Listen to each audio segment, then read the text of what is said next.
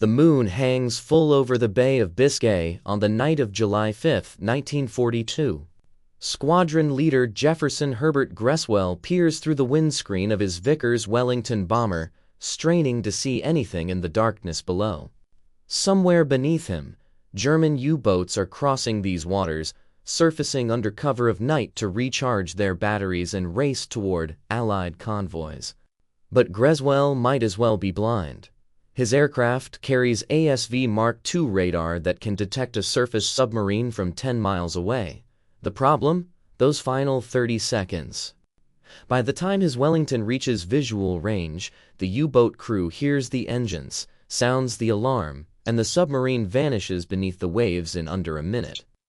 Month after month, RAF Coastal Command aircraft detect submarines on radar, rush to the contact, and arrive to find nothing but empty water. The statistics are devastating. In 1941, RAF Coastal Command manages to sink exactly one U-boat in the Bay of Biscay. One.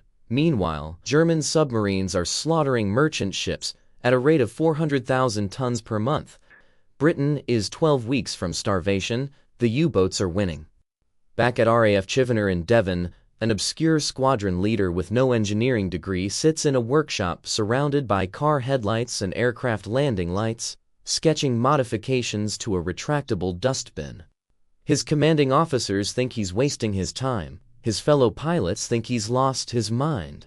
The Air Ministry engineers who actually know physics have already dismissed his idea as technically impossible. What Wing Commander Humphrey Lee doesn't know, what nobody in Coastal Command knows, is that his illegal experiment is about to change everything. Within 5 months, his invention will sink more submarines in the Bay of Biscay than the entire Royal Air Force managed in the previous 2 years of war. Within 2 years, U-boat commanders will refuse to surface at night, even when their batteries are dead and their crews are suffocating. German sailors will call the Bay of Biscay the Valley of Death. Admiral Karl Donitz will lose so many submarines that he temporarily withdraws his entire U-boat fleet from the North Atlantic. And it all starts with a middle-aged officer, a car headlight, and an idea that every expert in Britain says cannot work. To understand why Britain is losing the Battle of the Atlantic in 1942, you need to understand the U-boat's greatest advantage: darkness. German-type VIP submarines cannot win a fair fight. On the surface, they're slow, fragile, and carry only 14 torpedoes. Submerged, they're nearly blind, crawling at 7 knots with batteries that die after 90 miles. But at night, they're lethal. The U-boat commander surfaces under darkness, recharges his batteries, races ahead of the convoy at 17 knots, and submerges before dawn to attack from perfect position. For the first 2 years of war, RAF Coastal Command cannot touch them. In 1940, Air Vice Marshal Frederick Bohill becomes Commander-in-Chief of Coastal Command and faces an impossible problem. His aircraft can find submarines with radar, but radar only gives you a bearing and distance. At night, when the pilot finally sees the submarine, it's already diving. The attack window lasts exactly 23 seconds, the time between visual acquisition and complete submergence. No crew can close that gap. The British try everything. They drop flares. The flares warn the submarine and take 18 seconds to illuminate.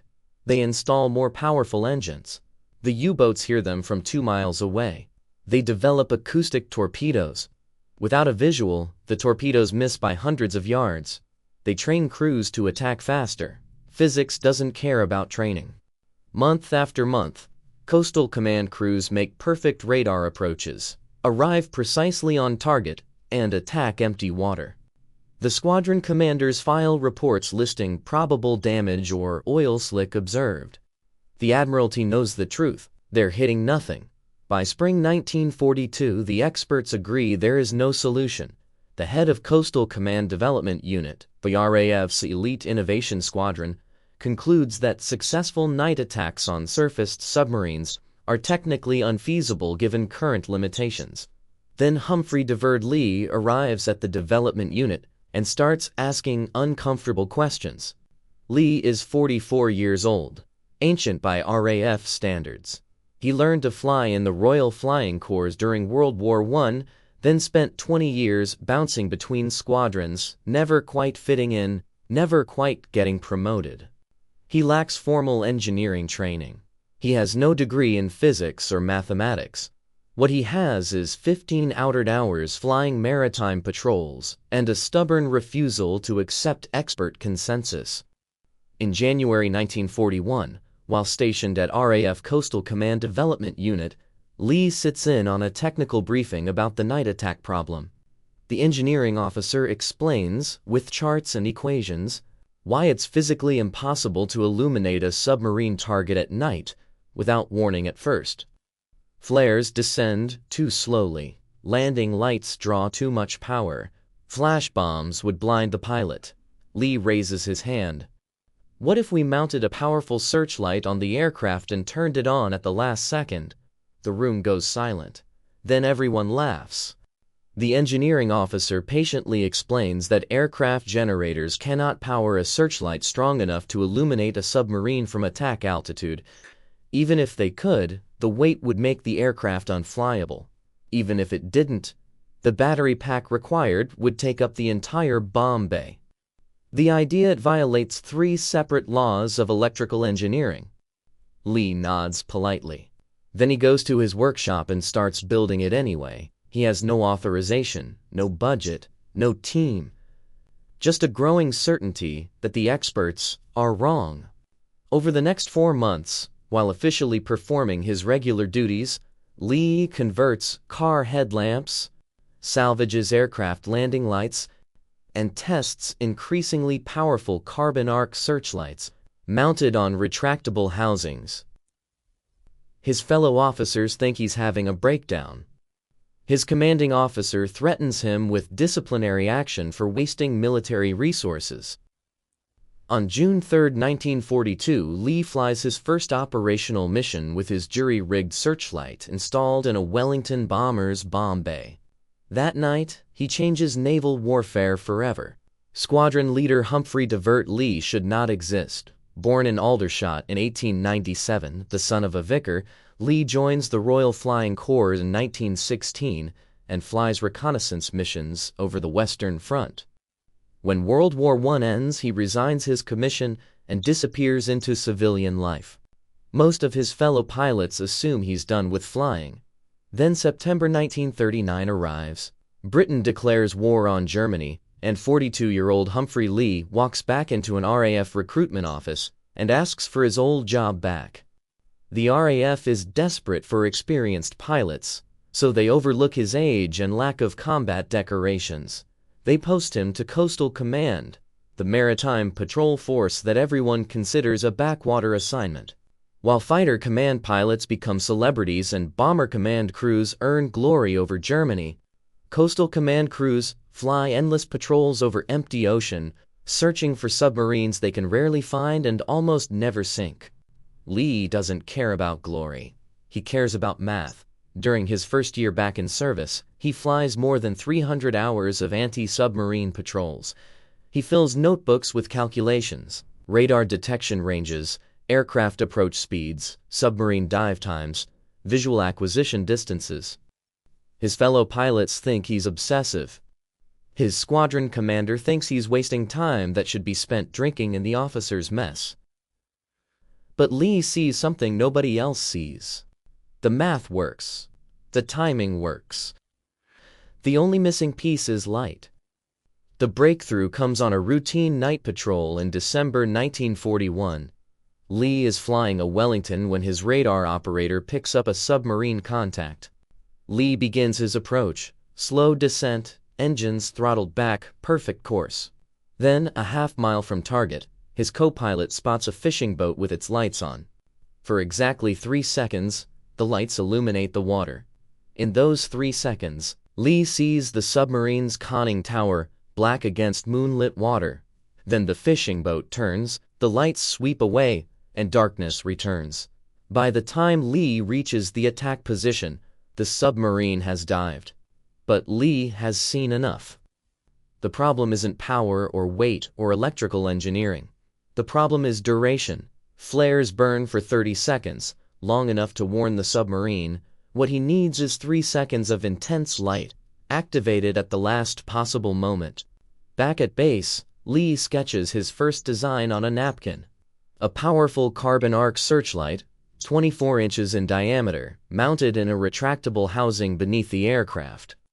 The pilot keeps it off during the entire radar approach, maintaining complete silence and darkness. Then, at exactly 20 feet altitude and 50 yards from target, he flips a switch. 22 million candle power of light erupts from beneath the aircraft, turning night into day, freezing the submarine crew in perfect illumination, giving the bombardier precisely 3 seconds to drop depth charges before the U-boat can react. 3 seconds. That's all he needs. The next morning, Leigh requests a meeting with his commanding officer and explains his idea.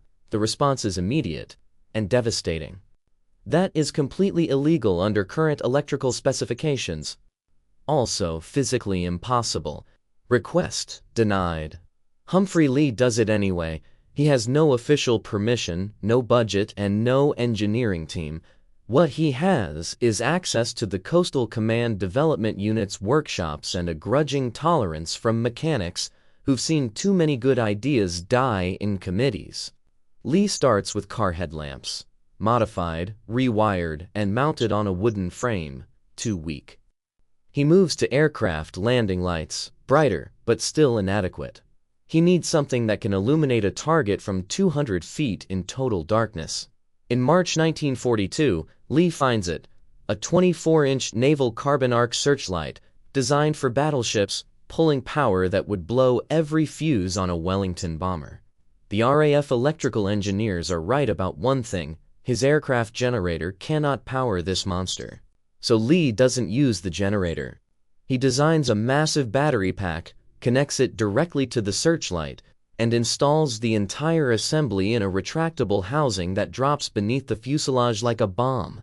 The Leigh Light, as other pilots mockingly call it, adds 800 pounds to the aircraft's weight and reduces the bomb load by 4 depth charges.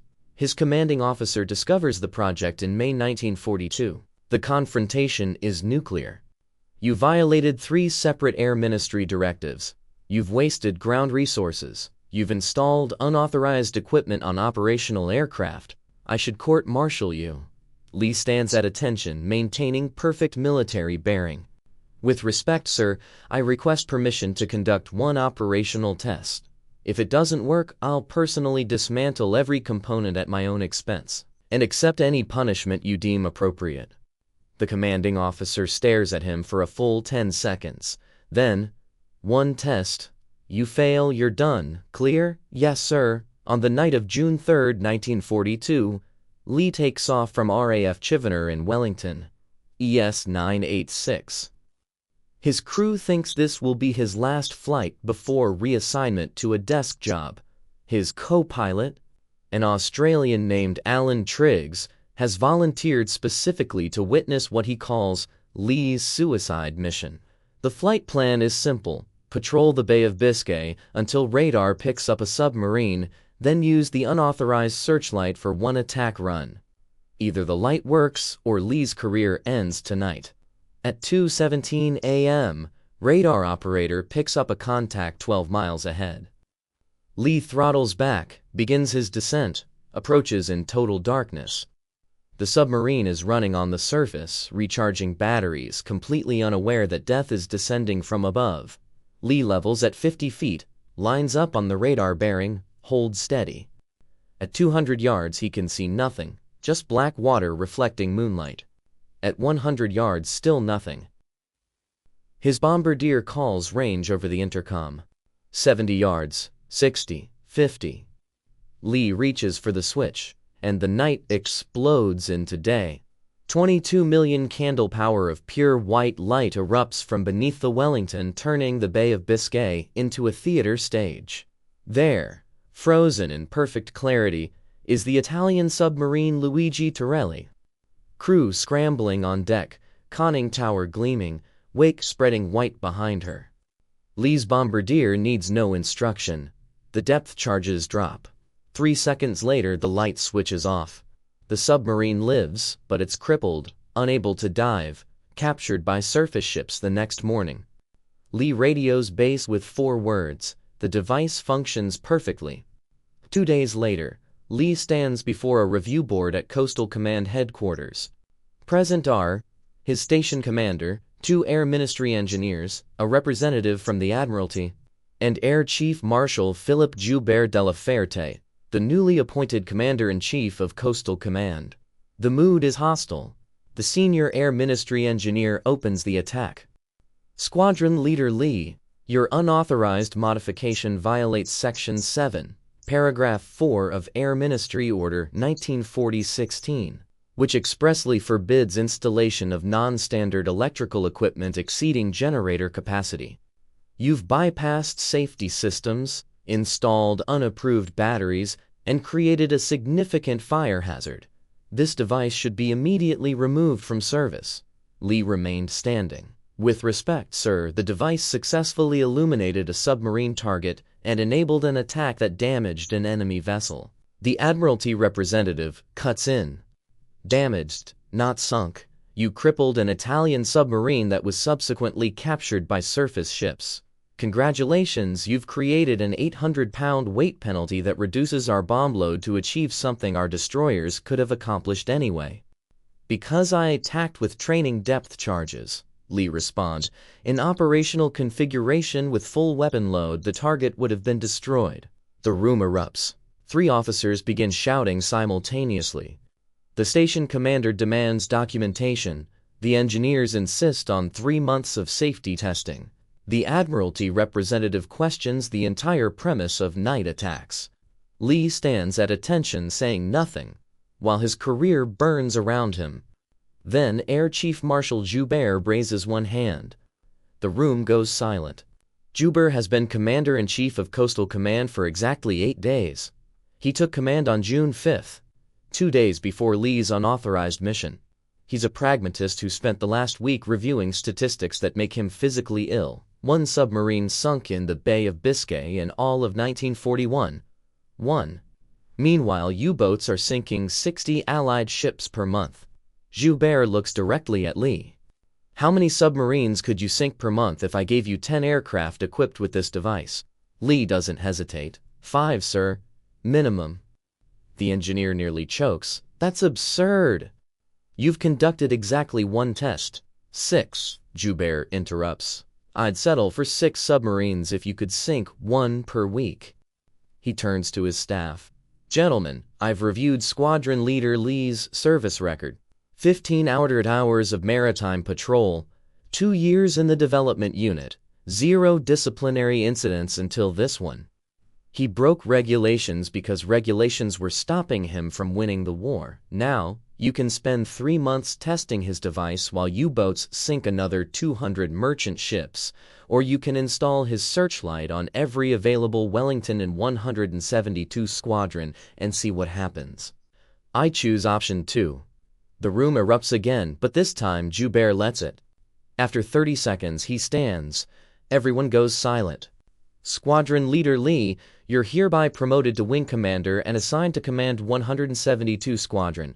You will equip your squadron with your searchlight device and conduct operational patrols, beginning no later than July 1st. You will train your pilots personally. You will submit weekly kill reports directly to my office. You will prove your device works, or you will accept full responsibility for wasting resources during wartime. Clear? Yes, sir. Dismissed. As Leigh leaves the room, the Admiralty representative makes one final protest, sir. With respect, we're basing operational doctrine on one partially successful test of unauthorized equipment designed by an officer with no engineering qualifications. Joubert cuts him off. Do you know what our current success rate is for night attacks on submarines? 0.3%. That's not a doctrine, that's statistical noise. Wing Commander Leigh just gave us our first confirmed night attack in 2 years. I'll take amateur hour over expert failure any day of the week. Before we see how Leigh's illegal searchlight changed the Battle of the Atlantic, quick reminder. If you're enjoying these stories of military mavericks who defied the experts and won wars, Hit subscribe and turn on notifications. We release new Last Words episodes every week, uncovering the untold stories of the officers, engineers, and ordinary soldiers whose unauthorized innovations saved millions of lives. Now, back to Wing Commander Leigh, and the night his invention started sinking U-boats. 172 Squadron receives its first Leigh Light-equipped Wellington on June 15, 1942. By July 1st, 12 aircraft carry the modification. None of the pilots believe it will work. Flight Lieutenant Norman Merrington voices what everyone's thinking during the briefing, so we're supposed to fly at 50 feet in darkness over open ocean and turn on a spotlight that weighs 800 pounds and might blind us if we look at it wrong. And this is somehow safer than dropping flares. Leigh stands at the front of the briefing room utterly calm. The Leigh Light activates for 3 seconds. In those 3 seconds, you will have perfect visual on a surfaced submarine at attack distance. Your bombardier will have a clear target. The U-boat crew will be frozen in shock, unable to man deck guns or reach the hatch. You will drop your depth charges and be gone before they recover. That's the theory. Now we test it. The first kill comes faster than anyone expects. On July 5, 1942, exactly 1 month after Leigh's first test, Pilot Officer Wiley B. Howell takes off from RAF Chivener on a routine night patrol. Howell is an American volunteer, 22 years old, flying his 8th mission with 172 Squadron. He's never used the Leigh Light in combat. At 11:34 p.m., his radar operator picks up a contact, U-502, a Type IXC submarine commanded by Kapitän-Leutnant Jürgen von Rosenstiel, returning from a successful patrol in the Caribbean. Submarine is running on the surface, making 17 knots, confident that darkness provides safety. Howell begins his approach exactly as Leigh taught him. Throttle back, slow descent, maintain absolute radio silence. At 3 miles he can see nothing, just darkness and moonlight reflecting on waves. At 1 mile still nothing. At 200 yards his navigator calls out, "Target should be dead ahead." Howell sees only water. At 50 yards he flips the switch. The Leigh Light transforms night into noon. There, frozen in perfect illumination, is U-502. Deck crew scrambling, officers diving for the hatch, wakes spreading white. Howell's bombardier doesn't need instructions. 6 depth charges drop in perfect stick, bracketing the submarine's pressure hull. 3 seconds later, the light switches off. Howell banks hard right, climbing, already turning for home. Behind him, U-502 breaks in half and sinks in under 2 minutes. All 52 crew members die. None survive long enough to send a distress signal. The next morning, Howell lands at Chivener and files a report that changes history. Submarine illuminated at 37 hours, attacked with depth charges, target destroyed, request permission for additional patrols. Leigh reads the report 3 times, then walks to Joubert's office and places it on his desk without comment. Joubert reads it once, then he picks up his phone and calls the Air Ministry. "This is Joubert. I want Leigh Lights installed on every Wellington and Coastal Command, not next month, now." The kills accelerate. July 7th, Squadron Leader Jefferson Greswell, Leigh's own co-pilot from the first test, illuminates and attacks U-159. Damaged beyond repair, the submarine limps to port and never returns to sea. July 13th, U-751, caught recharging on the surface, sunk in one attack. July 16th, U-335, destroyed in the Bay of Biscay. No survivors. By August, RAF Coastal Command is sinking more submarines in the Bay of Biscay than in the previous 12 months combined. U-boat commanders stop surfacing at night. Admiral Donitz issues emergency orders. All boats will recharge batteries during daylight hours only. Night surface operations are suspended until further notice, but daylight operations mean RAF fighters and radar-equipped ships and convoys with air cover. The U-boats are trapped, Surface at night and face the Leigh Light, surface by day and face everything else. The statistics tell the story. In the 5 months before the Leigh Light becomes operational, RAF Coastal Command sinks 7 submarines in the Bay of Biscay. In the 5 months after, they sink 41. The success rate jumps from 0% to 40%. A 100-fold increase from one modification designed by one officer with no engineering degree. On the night of June 7th to 8th, 1944, Flying Officer Kenneth Owen Moore takes the Leigh Light technology to its ultimate expression. Moore is a 22-year-old Canadian flying a B-24 Liberator from RAF Naval on D-Day +1. His mission: patrol the approaches to the English Channel and prevent U-boats from attacking the Normandy invasion fleet. At 2:17 a.m., Moore's radar detects a submarine. He approaches in total darkness, activates the Leigh Light at 50 yards, illuminates U-441, and drops 6 depth charges. The submarine sinks in 90 seconds. Moore turns for home. Then, at 2:39 a.m., exactly 22 minutes later, his radar detects a second submarine. He repeats the approach, activates the light. U-413 explodes in a fireball visible from 20 miles away. Moore lands at St. Ephraim with this entry in his combat log: sighted 2 subs. Sank same. For this mission, Moore receives the Distinguished Service Order and the American Silver Star. His gunners and navigator receive Distinguished Flying Crosses. The Liberator receives a fresh coat of paint and a new nickname, Killer Moore. If you're amazed by how one man's unauthorized invention turned the Battle of the Atlantic, you need to watch our episode on Percy Hobart, the general who designed the D-Day tanks that Churchill called impossible and Eisenhower called essential. Link in the description. And if you want to support this channel and help us tell more stories like this, check out our Patreon, link below. Now the final chapter: what happened to Humphrey Lee after the war. By the end of World War II, Leigh Lights have been installed on 1,800 aircraft across RAF Coastal Command, Royal Canadian Air Force squadrons, and U.S. Navy patrol bombers. The device directly contributes to the sinking of 212 U-boats, more than 1/4 of all German submarines lost in the Atlantic.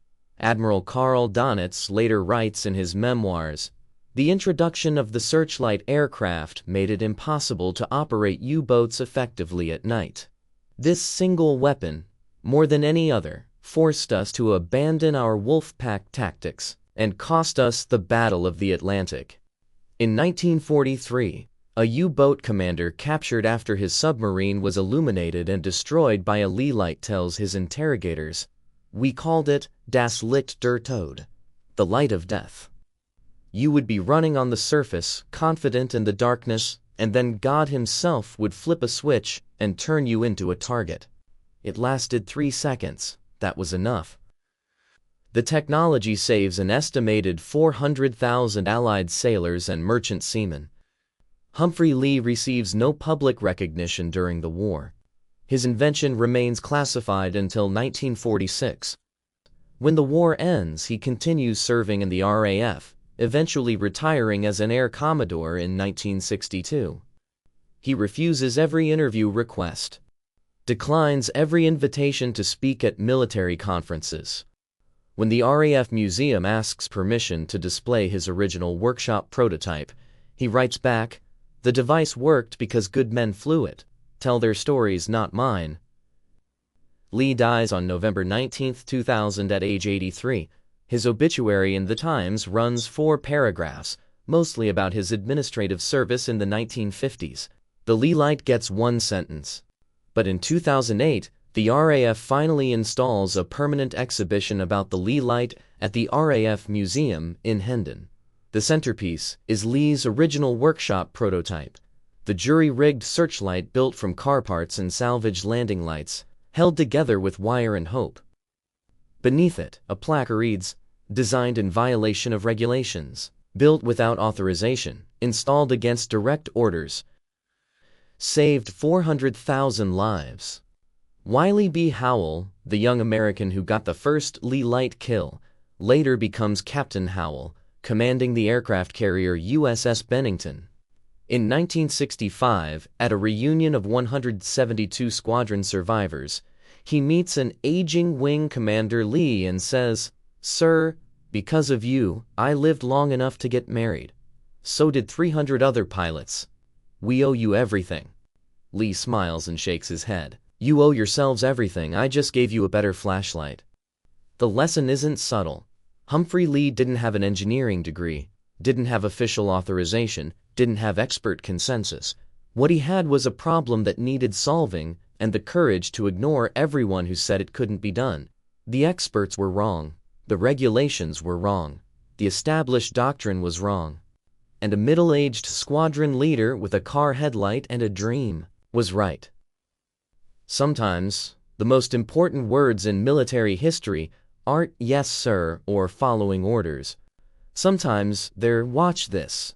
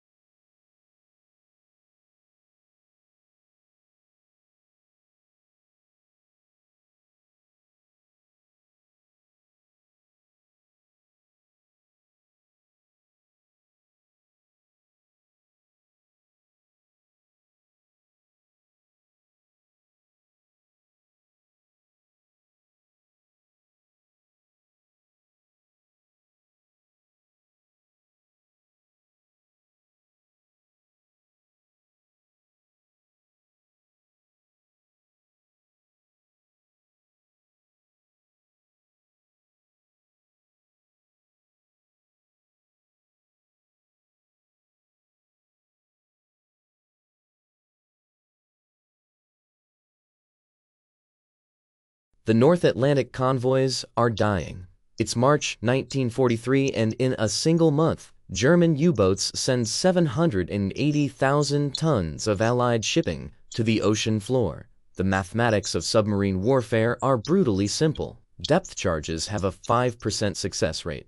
For every submarine destroyed, 60 attacks fail. At this rate, Britain will starve before summer. Commander James Walker stands on the bridge of HMS Starling, watching another merchantman burn on the horizon.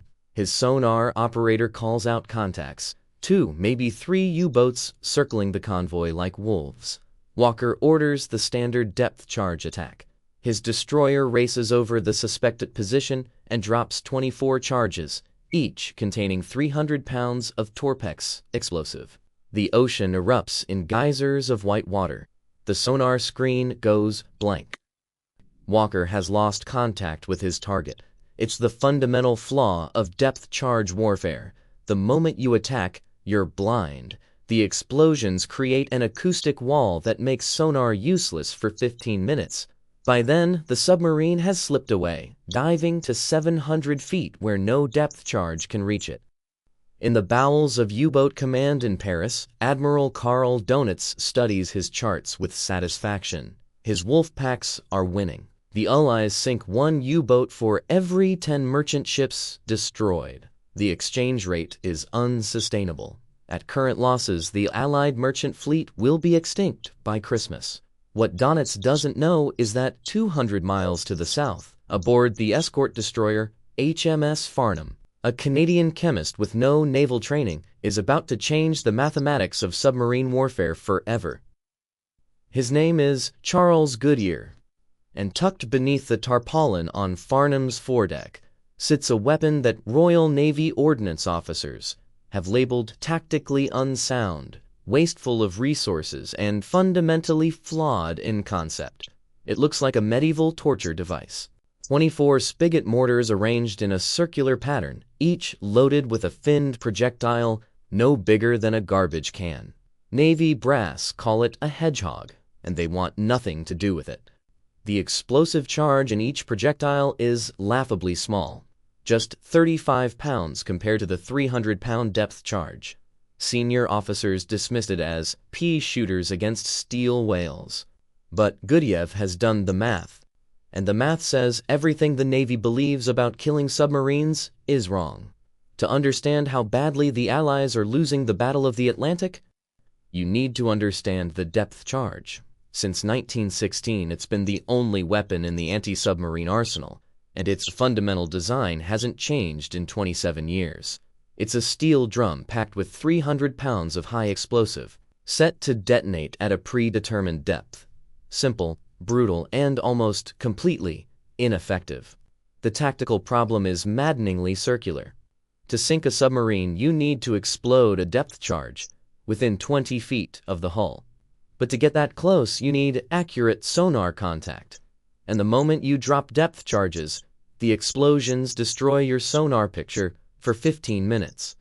You're attacking blind, hoping the submarine is exactly where you think it was 15 seconds ago. The statistics are damning. Between September 1939 and December 1942, the Royal Navy conducts 5 I-174 depth charge attacks.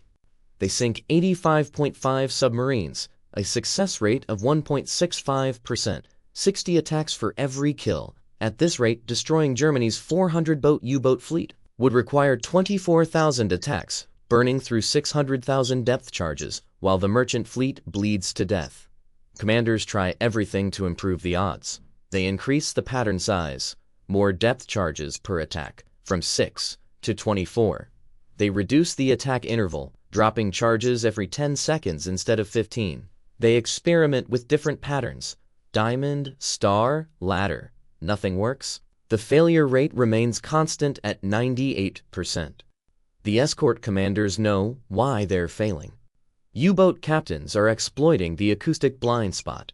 The moment they hear a destroyer's propellers accelerating overhead, they execute a crash dive, blowing ballast tanks and diving at a 30-degree angle.